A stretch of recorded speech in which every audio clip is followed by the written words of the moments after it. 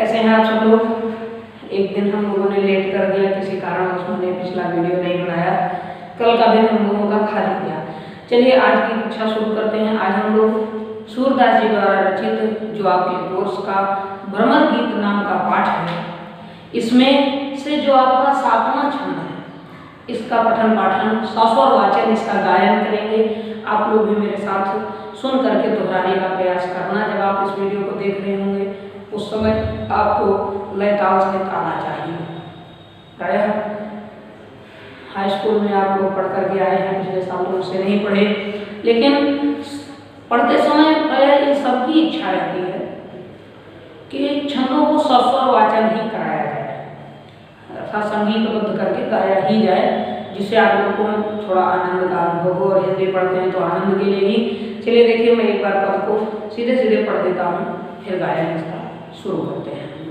या फिर मैं पहले गायन नहीं करता हूँ, इसके बाद सुनिए, ध्यान दीजिए। कहते हैं ऊधो जोग जोग हम नाही, ऊधो जोग जोग हम नाही, अबला सार ज्ञान कहाँ जाने, अबला सार ज्ञान कहाँ जाने, कैसे ध्यान धराही, ऊधो जोग जोग हम नाही, तेरी मुंदन नयन कहत हो, तेरी मुंदन नयन कहत हो, हरि मूर्ति जिन माही, ऊधो जोग जोग हम नाही,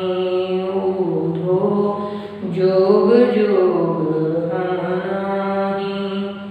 आगे देखिए गोपियाँ ऊधो क्या कहती हैं। ऐसी कथा कपट की मधुकर, ऐसी कथा कपट की मधुकर, हमसे सुनी न जाही, ऊधो जोग जोग हम नाही, श्रवण चीरी सिर जटा बढ़ाओ, श्रवण चीरी सिर जटा बढ़ाओ, यह दुख कौन सहाही, ऊधो जोग जोग हम नाही। चंदन तजी अंग भस्म लगावत, चंदन तजी अंग भस्म लगावत, बिरह नल अति दाही, ऊधो जोग जोग हम नाही। दो पंक्तियां शेष हैं, मैं आपके लिए छोड़ देता हूँ, इतना आप लोग गायन करेंगे। अगर आप लोग ऐसा कुछ गा करके अपनी तरफ से रिकॉर्डिंग बना करके मेरे व्हाट्सएप नंबर 8840591162 पर भेजते हैं तो मैं आपके देखना चाहूँगा, जानना चाहूँगा कि जो मेरे छात्र इस वीडियो से पढ़ रहे हैं, खास करके मेरे अपने विद्यालय के छात्र, उनकी प्रतिभा को मैं अवलोकन करना चाहूँगा। और यदि वो ऐसा करते हैं तो मैं आपको इस वीडियो के माध्यम से ही आप सभी तक यह संदेश पहुँचाना चाहता हूँ कि काव्य प्रतियोगिता जब हमारे विद्यालय में आयोजित होती है, उस समय में मैं आप सबके नाम चुन करके सामने लाऊंगा और आपको उसके लिए यथायोग्य सम्मानित भी किया जाएगा। यह मेरा वचन रहेगा। फिलहाल आगे हम लोग पढ़ते हैं। देखिए, मैंने जो पद गाया, गोपियाँ क्या कहती हैं कि ऊधो जोग जोग हम नाही। देखिए, 2 बार जोग शब्द आया है, दोनों के 2 अर्थ हैं। मैं आपको लिख करता हूँ। देखिए, पहला जोग शब्द जो है इसका अर्थ है योग। योग अर्थात योग का ध्यान करना, जो भी है योगासन, जिसके द्वारा निर्गुण ब्रह्म की प्राप्ति होगी। दूसरा वाला जो योग है इसका अर्थ क्या है, योग्य। ठीक है, योग्य अर्थात योग्यता, एबिलिटी। अंग्रेजी में आप क्या कहते हैं, एबिलिटी। ध्यान दीजिए, और इसको योग को तो योगा ही कहते हैं अंग्रेजी में। अब ध्यान दीजिएगा, कहते हैं योग, हम योग के योग्य नहीं हैं, ये तुम्हारा योग का संदेश हमसे नहीं हो पाएगा। पढ़ता वही है जो पढ़ने के लायक, और मुंह में जबान ही नहीं है। तो संकेत वाली भाषा पढ़ेगा और तुम कहो कि वो पोथी पढ़ के सुनावे आपको, तो नहीं हो सकता ना। ऐसे उन्होंने कहा हमारे मन में कृष्ण बसा है, तो हम किसी और को मन में बसा नहीं सकते, इसलिए हमको परेशान मत करो हे उद्धव, हम तुम्हारे योग के लायक नहीं, योग के लायक नहीं, हम तुम्हारे योग के योग्य नहीं। उद्धव योग योग हम नहीं, हे उद्धव हम योग के योग्य नहीं है। कहते हैं अबला सार ज्ञान कहाँ जाने। देखिए अबला कहा गया है स्त्रियों को, अबला माने जो बलहीन हो, जिसमें बल ना हो, अबला। ठीक है, अगर शक्तिहीन है तो अबला, शक्तिशाली है तो सब अबला, स्त्रियों का ही दोनों रूप है। और आज के समय में एक नया रूप है बला। ध्यान दीजिएगा, तो अबला सबला और बला में अबला है, वो असहाय स्त्रियां, असहाय जिनका कोई सहायक ना हो वही अबला है। तो ध्यान दीजिए, कहते हैं अबला, हम अबला स्त्रियां सार ज्ञान कह जाने। सार ज्ञान मतलब ईश्वरीय तत्व का ज्ञान। देखिए मैं लिख देता हूँ, ध्यान दीजिएगा इधर, एक मिनट नहीं तो आप लोग भ्रमित हो जाओगे। देखिए सार ज्ञान, सार ज्ञान का मतलब है ईश्वरीय ज्ञान। ये जो सार शब्द है इसका तात्पर्य, सार का मतलब होता है भेद, रहस्य। योग का जो रहस्य है, जो निर्गुण ब्रह्म उसकी बात कर रहे हैं। कहते हैं ईश्वरीय तत्व का ज्ञान। हम स्त्रियां क्या जाने, हम तो पहले से ही अज्ञानी हैं, डिग्री में मन लगाए हैं, कहती हैं तो हम ईश्वरीय ज्ञान में तुम्हारा है। जो ईश्वरीय तत्व का ज्ञान है, जो निर्गुण ब्रह्म का ज्ञान है, उसको हम भला कैसे समझ सकते हैं, कैसे ध्यान धराही, और हम कैसे ध्यान धारण कर सकते हैं। योग करने के लिए ध्यान लगाना होगा, ध्यान लगाने के लिए मन को एकाग्र होना होगा, और वो कहती है हमारा मन पहले से कृष्ण में एकाग्र है, अब वहां से हटा करके हम अलग आ गए, ये नहीं हो पाएगा। और दोनों एक साथ हो नहीं सकता। आप हिंदी पढ़ रहे हो, साथ साथ फिजिक्स नहीं पढ़ सकते हो, एक ही एक बार में पढ़ोगे, चाहे हिंदी पढ़ो, चाहे अंग्रेजी, चाहे फिजिक्स, चाहे मैथ। अगर दोनों छोड़ने के लिए ऐसा कर दिया जाए कि जो आपको खूब रटा हुआ है उसको दिमाग से निकाल दो और कुछ नया सीख जाओ, तो आप भले ही नया सीखो लेकिन उसको भूल नहीं पाओगे जो रटा हुआ है। ऐसे आसान है कि जो सबके सब वो एक ऋषि हुए थे जिन्होंने व्यास जी के शिष्य थे, उनसे व्यास जी ने कहा तुमने जो वेद पढ़ा उसको उगल दो, तो उन्होंने जो पढ़ा था उसको सारी विद्या मुंह के द्वारा बाहर निकाल दी, पता नहीं कैसे योग शक्ति से। तो कुछ अन्य ऋषियों ने उसको तीतर नाम का पक्षी बन करके उसको खा लिया था, उस वेद के ज्ञान को निगल लिया। इसीलिए वो तीतर का ऋषि बनकर, तीतर बनकर ऋषियों ने वेद ज्ञान को ग्रहण किया। तो जब उसको लिखा तो उसको तैत्तरीय उपनिषद कहते। उपनिषदों का नाम आपने सुना होगा, तैत्तरीय है। खैर तुम लोग अपने विषय पढ़ा कि मतलब ज्ञान को उगला नहीं जाता, जो एक बार मन में है वो रहेगा, दूसरा चाहे जितना। अगर गोपियां हैं तो दूसरे को मन में आने ही नहीं देना चाहती, वो कहते हैं हमारे मन में जो है सो है। ठीक है, तो कहती हैं अबला सार ज्ञान कहाँ जाने, कहाँ जानती है, कहती हम अबला स्त्रियां सार ज्ञान को, ईश्वरीय तत्व के ज्ञान को भला कैसे जान सकती हैं, कैसे ध्यान धराही, हम ध्यान कैसे धारण कर सकते हैं। कहती हे उद्धव तेई मुदन नयन कहा, तो तेई मतलब उन्हीं, आप तो उन्हीं आंखों नयन अर्थात आंखों को मुदन, मूदने के लिए, बंद कर लेने के लिए कहते हो। हरि मूर्ति जिनमाही, जिनमें हमने भगवान श्री कृष्ण की छवि को बसा रखा। और ध्यान लगाने के लिए आंख बंद करना पड़ेगा। वो कहते हम आंख बंद नहीं करेंगे भैया, हमारे आंखों में तो कृष्ण बसा है, बंद कर लेंगे तो अंधेरा दिखाई देगा। वो इसमें जिधर देखते हैं कृष्ण कृष्ण दिख रहा है। तेई मुदन नयन कहा, तो तुम तो उन आंखों को बंद करने के लिए कह रहे हो। हरि मूर्ति जिनमाही, जिनमें हमने श्री कृष्ण की छवि को बसा रखा है, इसलिए हम ध्यान नहीं लगाएंगे। हे उद्धव हम तुम्हारे योग के योग्य नहीं। फिर देखिए आगे क्या कहती हैं, कहती हैं ऐसी कथा कपट की मधुकर। देखिए मैंने बताया था आपको मधुकर माने भी भंवरा होता है। ठीक है, मधुकर अलिमेल मैंने सब कुछ आपको दिन लिख करके पहले ही दिन समझा दिया था। मधुकर का अर्थ है भंवरा, और मैंने यह भी बताया था भ्रमर को ही संबोधित करके गोपियों ने उद्धव को जवाब दिया, इसीलिए यह कथा भ्रमर गीत कही जाती है। तो कहती है ऐसी कथा कपट की मधुकर, हे मधुकर, हे मधुप्रिया, हे उद्धव, उद्धव को संकेत किया तो सीधे सीधे हे उद्धव, ये छल कपट वाली बात जो तुम्हारी है, ये निर्गुण ब्रह्म की उपासना पर जो तुम बल दे रहे हो, कृष्ण को भूलो, निर्गुण को भूलो, ये छल कपट की जो तुम्हारी बातें हैं, हमसे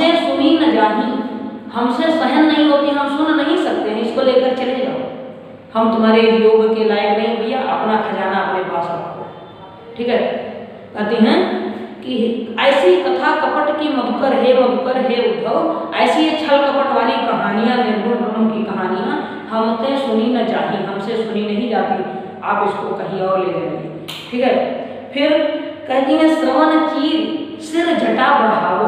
एक मिनट देखिएगा,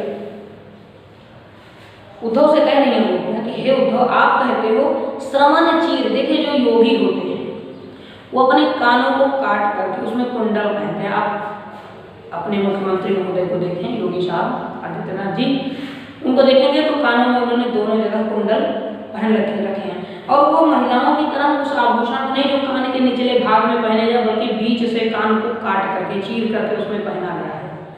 ठीक है, तो योगी क्या करते हैं, जो योग करते हैं वो श्रवण चीर, अपने कानों को चीर कर कुंडल पहनते हैं। सिर जटा बढ़ाओ, और दो नियम है, या तो वो जटाधारी होंगे या जटा शून्य, जैसे हमारे मुख्यमंत्री महोदय हैं जटा शून्य है, हमेशा मुंडवाए रहते हैं। लेकिन आप अपने सन्यासी योगियों को देखिए, बड़ी बड़ी जटाएं, तमाम साधुओं को तो ऐसे दिखाई देता है कि दाढ़ियां जमीन में लौट रही हैं, रिकॉर्ड बनाते हैं, उनका नाम गिनीज बुक वगैरह के लिए आवेदन किया जाता है। तो मेरा कहने का तात्पर्य कि गोपियां कहती हे उद्धव, ये तुम्हारी छल कपट की बात हमसे सहन नहीं, तुम कहते हो हम योग को अपना योगी बने, और योगी बनने का अर्थ है कि श्रवण चीर, अपने कानों को हम काट दें, मतलब चीर दें। जहाँ सुंदर कर्ण फूल पहने हुए हैं, फूलों के बने हुए, धातुओं के बने हुए, सोने चांदी के कर्ण फूल जिन कानों में हैं, उन कानों को चीर करके, काट करके बीच से उनमें लोहे का कुंडल पहन ले। सिर जटा बढ़ाओ, सिर पे जटा धारण कर ले, बड़े बड़े बाल रख ले। ये दुख कौन सहाही, भला इस दुख को कौन सहेगा, हमसे तो नहीं सहन होगा। इसलिए हे उद्धव, हम तुम्हारे योग के योग्य नहीं है। श्रवण चीर सी जटा बढ़ाओ, ये कानों को काट कर कुंडल पहनना, सिर पर जटा धारण करना, ये दुख हमसे सहन नहीं होगा, इसलिए हमको न सिखाइए, हम आपके योग के योग्य नहीं है। चंदन तज अंग भस्म लगा, विरह अनल अति दाही, जैसे वही जले पर नमक लगाने वाली बात है कि विरह अनल, विरह अर्थात वियोग के, अनल माने होता है आग। गोपियां कहती हे उद्धव, हमारा ये जो शरीर है ये वियोग की आग से पहले ही जल गया है, बड़ा दुर्बल हो गया, बहुत दुखी है। तुम कहते हो योग करें, अर्थात योग करने का मतलब जो चंदन का लेप लगाए हुए हैं इसको छोड़ करके हम शरीर में राख लपेट ले। अब देखिए शंकर भगवान भी योगी है, वो भी योगियों के सर्वश्रेष्ठ हैं, तो वो भी शरीर में राख लपेट लेते हैं, वो भी शमशान वाली भस्म लगाते हैं, भस्म का राख। तो योगी जो होते हैं वो वही कानों में कुंडल धारण करना, सिर पे जटा रखना, जटाएं वो मतलब भस्म लगाना। तो गोपियां कहती हैं चंदन तजी अंग भस्म बतावत, तुम बतावत अर्थात बताते हो कि चंदन को छोड़ करके, चंदन शरीर को शीतलता देता है और जले हुए स्थान पर चंदन का लेप लगाने से वहाँ जलन जो होती है उस पर शीतलता, ठंडक का अनुभव होता है, आनंद आता है। तो यदि तुम कहते हो कि हम चंदन को छोड़ करके भस्म लगा ले शरीर में, राख को, पहले से ये शरीर इतना जला हुआ है, विरह की आग में पीड़ित है, उस पर भी गर्मी देने वाली राख की तासीर जो है वो क्या है, गर्म। ठीक है, जैसे आप देखिए हम लोग क्या करते हैं, चाय पीना बहुत पसंद है, लेकिन अभी ठंडियों में भी आप देखिए लोग कांप रहे होते हैं, उस पर भी कहते हैं कप चाय मिल जाए तो मजा आ जाए। लेकिन चाय की तासीर वास्तव में ठंडी होती है, उसका जो प्रभाव है, असर है, अंदरूनी असर, वो ठंडा है, दूध का हमेशा गर्म होता है। तो ऐसे वो राख भी जो है वो क्या है, गर्म है। ठीक है, तो कहते हैं चंदन तजिया में भस्म बताओ, तुम कहते हो चंदन छोड़कर शरीर में भस्म लगा लें। विरह अनल अति दाही, ये शरीर पहले से वियोग की आग में बहुत ज्यादा दाही है, अर्थात जल गया है, बहुत दहन हो गया है, फिर भी इस पर राख लगाए, कैसे हमसे नहीं होगा भैया। अपना योग का संदेश ले जाओ, उद्धव योग योग हम नहीं, हे उद्धव हम तुम्हारे योग के योग्य नहीं है। फिर देखिए अब एक बहुत सटीक चीज गोपियों ने कह दिया, जो कम पढ़ी लिखी या बिल्कुल भी पढ़ी लिखी नहीं है, उन्होंने उद्धव जैसे प्रकांड ज्ञानी ऐसा सूक्ष्म तत्व बता दिया है कि उद्धव अवाक रह गए, चुप रह गए, शांत, कुछ बोली नहीं निकल रही। सुनिएगा, कहते हैं जोगी भ्रमत जाहि लगी भूले, सो तो है अपमाही। योगी लोग जाहि लगी जिसके लिए भ्रमण करते हैं, भूले भूले, सब कुछ भूल करके, घर परिवार संसार धन दौलत काम काज सब भूल गए हैं, सारे काम छोड़ दिए हैं, अपना खाना पीना तक भूल करके जिस ईश्वर को सारी दुनिया में घूम रहे हैं पाने के लिए। योगी भ्रमत, योगी लोग घूमते हैं जाहि लगी, जिसके लिए भूले सब कुछ भूल कर, सो तो है अपमाही, वह ईश्वर तो अपमाही मतलब अपने अंदर ही है, हम बाहर क्यों ढूंढ रहे हैं। गोपियां वही कहती हैं कि हे उद्धव, कृष्ण तो पहले से इस मन में बसा हुआ, तो बाहर हम किसको ढूंढने जाएंगे, हमारा कृष्ण हमारे मन में है। योगी लोग जिस ईश्वर को ढूंढने के लिए सारी दुनिया में भटकते हैं, भ्रमण करते हैं, वो तो अपने मन में बसा हुआ है, फिर बाहर ढूंढने की क्या जरूरत है। ठीक है। सूर श्याम तय न्यारी ना पलछिन, जिम घट तय परछाई। सूरदास कह रहे हैं कि गोपियां उद्धव से कहती हैं, हे उद्धव, श्याम तय कृष्ण से न्यारी न, हम अलग नहीं होंगे, न्यारी होने मतलब अलग होना, कहते हैं न्यारी न पलछिन, और कितने दिन के लिए, एक पल के लिए, एक क्षण भर के लिए भी हम लोग अलग नहीं होंगे। देखिए हमारी पलक एक बार नीचे गिर करके उठती है, इतने समय को एक पल कहते हैं। ठीक है, पलक गिरी और उठ गई, एक सामान्य तौर पर आप देखिए पलक पकड़ने में टाइम बहुत कम लगता है, एक सेकंड का भी 10वां-20वां भाग कोई होगा, आप बहुत धीरे से पलक झपका लेते हैं, कवाई करते हैं। एक बार गिरने तक का जो समय है, आधा पलक ऊपर से नीचे आई या नीचे से जो ऊपर उठी, इतने समय को विपल कहते हैं। ठीक है, विपल, और जो गिर करके उठने का दोनों प्रक्रिया, नीचे आकर ऊपर जाने का, उसको पल कहते हैं। और कई पलों को, 5 या 7 पलों का जो समूह, उसको क्षण कहते हैं। क्षण क्षत्रिय वाले छा से लिखा जाता है। ठीक है, अगर छतरी वाले छा से लिखेंगे तो क्षण माने डंडा हो जाएगा, सरिया हो जाएगा। और जो क्षण होता है, क्षण में क्षत्रिय वाला छा, जैसे छा से क्षत्रिय पढ़े होंगे आप लोग, उसका तात्पर्य है आपका क्षण के मतलब पल भर या 2-4 पलों का कुछ समय, जैसे आप मान लीजिए कि क्षण पर 10 सेकंड 20 सेकंड को तो कह सकते हैं। वो कहते हैं सूर श्याम ते न्यारी न पलछिन, हे उद्धव, हम लोग कृष्ण से एक पल भर, एक क्षण के लिए भी न्यारी नहीं होंगे, अलग नहीं होंगे।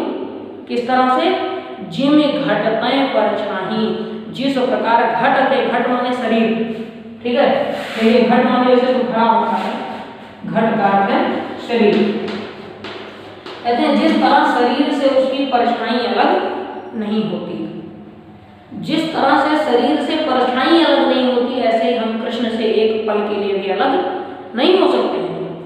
आप ये उद्धव अपना संदेश ले जाओ, हम योग के योग्य नहीं है, हमसे हमारे बस की तो नहीं भैया कि ये जटा बढ़ा लें, कान को चीर कर कुंडल पहने, अपने शरीर में भस्म लगाएं, पहले से इतना दुख झेल रहे हैं, वियोग की पीड़ा अब और ज्यादा न जलाओ। उद्धव जोग जोग हम नहीं, हे उद्धव जी, हम लोग योग के योग्य नहीं है। अबला सार ज्ञान का जाने, कहते हम सभी अबला स्त्रियां ईश्वरीय ज्ञान को कैसे जान सकती हैं, कैसे ध्यान धराही, हम सभी लोग कैसे समाधि लगाएं, ध्यान कैसे लगाएं, क्योंकि ध्यान लगाने के लिए आंखें बंद करनी पड़ती हैं। और तेई मुदन नयन कहा तो हरि मूर्त जिन्माही, और तुम तो उन आंखों को मूंद लेने के लिए, बंद करने के लिए कह रहे हो जिनमें हरि मूर्ति भगवान कृष्ण की छवि को, मूर्ति को हमने बसाया है। भगवान कृष्ण की सुंदर छवि हमारी आंख में बसी है, तो इसको बंद काहे करें भैया, नहीं करेंगे।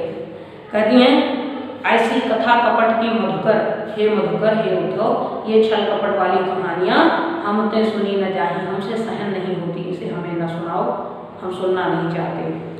कहते हैं श्रवण चीर, श्रवण माने होता कान, जिससे हम सुनते हैं। देखिए ये शब्द मैंने पिछले थोड़ा पहले नहीं बताया, जो श्रवण शब्द है, श्रवण का अर्थ है सुनना। आप देखिए श्रवण का अर्थ है सुनना, और सुनने का काम कौन करता है, कान।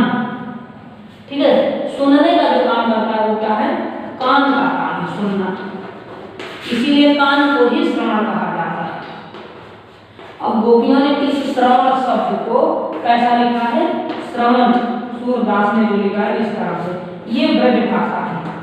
ठीक है, ब्रज भाषा ये है श्रवण, ये आपकी जो है ये संस्कृत भी है, हिंदी भी है।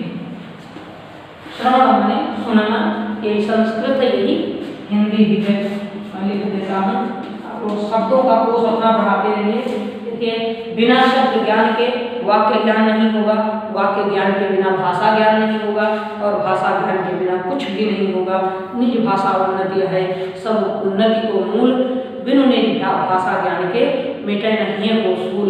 मन में कहीं ना कहीं कोई ना कोई कमी रह जाती है। भारतेंदु जी ने कहा है कि अंग्रेजी पढ़ के यद्यपि सब गुण हो तो प्रवीण, पर निज भाषा ज्ञान के रहत हीन के हीन। बिना अपनी भाषा का ज्ञान हुए कितना भी हम पढ़ लें, हम हीन रहेंगे, कम ही रहेंगे।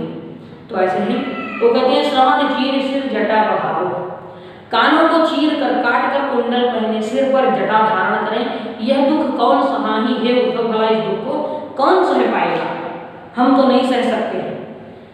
गोपियां कहते हैं, जिन बालों को पर डे या अच्छे अच्छे परफ्यूम वाले सुगंध वाले तेल लगाए जा रहे हैं, फूलों से संवारा जा रहा है, उन बालों को सुगंधित तेलों से सरे जो दिन भर में 7 बार संवारे जाते हैं, उन बालों को तुम कह रहे हो कि जटा की तरह बढ़ा ले, बांध ले एक बार, उसमें दोबारा पानी न पड़े, उसको खोले ही नहीं, ये नहीं हो पाएगा। श्रवण चीर से जटा बढ़ाओ, ये दुख कौन सा है, इस दुख को भला कौन सहेगा। और चंदन तजियंग भस्म बतावत, जिस शरीर को सुगंधित रखने के लिए दिन भर में 3 बार जब घर से बाहर निकलते हैं तो अच्छा अच्छा परफ्यूम लगाते हैं, कुछ नहीं चंदन का अंगराग लगाया जाता है। देखिए, जो उबटन जिसको कहते हैं, वो चंदन वगैरह हल्दी चंदन मिला के महिलाएं लगाती थी। आज कुछ क्रीम आती है मार्केट में, इनमें लिखते हैं ना, हल्दी है, चंदन है, तमाम सब कुछ है। तो वैसे यही सब चीजें वो लगाते कहते हैं चंदन तज, तुम चंदन छोड़कर भस्म बताओ, राख लगाने के लिए कह रहे हो। विरह अनल अति दाही, पहले ही विरह की आग में जल चुके हैं, अभी राख लपेट के गर्मी में मर जाएं, ये नहीं होगा। कहते हैं, जोगी भ्रमत जाहि लगी भूले हे उद्धव, योगी लोग जिस ईश्वर को भूलकर भटकते हैं, भ्रमत जोगी भ्रमत योगी लोग भटकते हैं, जाहि लगी भूले, जिस ईश्वर के लिए सब कुछ भूल करके भटकते हैं, सो तो है अपमाही, वह ईश्वर को अपने अंदर ही बसा हुआ है, फिर कहीं और ढूंढने की क्या जरूरत है। सूर श्याम से न्यारी न परिछिन, गोपियां कहती हैं, सूरदास कह रहे हैं कि हे उद्धव, हम लोग श्री कृष्ण से, श्याम से न्यारी न परिछिन, एक पल के लिए भी अलग नहीं होंगे। जीव जो घटना परछाई, जिस तरह घट से अर्थात शरीर से परछाई कभी अलग नहीं होती है। ध्यान दीजिएगा, एक बार मैं इसका अर्थ केवल पढ़ देता हूँ कि हे उद्धव, हम योग के योग्य नहीं हैं, हम अबला स्त्रियाँ, असहाय स्त्रियाँ ईश्वरीय तत्व का ज्ञान कैसे जान सकते हैं, हम ध्यान कैसे लगा सकते हैं, क्योंकि हमारी आंखों में कृष्ण की छवि बसी है और तुम उन्हीं आंखों को बंद करने के लिए कह रहे हो। ऐसी छल कपट की बातें हे उद्धव हमसे सहन नहीं होती, इसलिए हमें न सुनाओ। तुम कहते हो कि हम अपने कानों को चीर कर कुंडल पहन लें, सिर पर जटा धारण कर लें, भला यह दुख हम कैसे सह पाएंगे। तुम कहते हो कि हम चंदन को छोड़ करके शरीर पर राख लपेट ले, हमारा शरीर तो विरह की आग से पहले ही जला हुआ है, फिर हम इस पर राख क्यों लगाएं, क्यों गर्मी से जलाना चाहते हो। हे उद्धव, योगी लोग जिस ईश्वर को खोजने के लिए सब कुछ भूलकर पूरे संसार में भटकते हैं, वह ईश्वर तो उनके मन में ही बसा हुआ है, बाहर ढूंढने की क्या जरूरत है। हे उद्धव, हम लोग कृष्ण से एक पल के लिए भी अलग नहीं हो सकते, जैसे शरीर से परछाई कभी अलग नहीं होती है। ध्यान दीजिएगा, गेय पद में ब्रज भाषा में मुक्तक शैली का यह छंद, आपके कोर्स का जो 7वां छंद है, इसको हम लोगों ने पढ़ लिया है। जो भी आपकी समस्या होगी अगले दिन के वीडियो में आप मुझे बताते रहिए। देखिए, किसी ने मुझसे अभी तक कोई शिकायत नहीं की, फिलहाल आप बताइए, मैं अगले वीडियो में दोहराया करूँगा। इस तरह से मज़ा नहीं आता कि अपनी तरफ से मैं पढ़ करके चला जाया करूँ, कुछ आप लोग भी अपना हिंट दीजिए। आगे फिर मिलते हैं, पढ़ते रहिए और मस्त रहिए।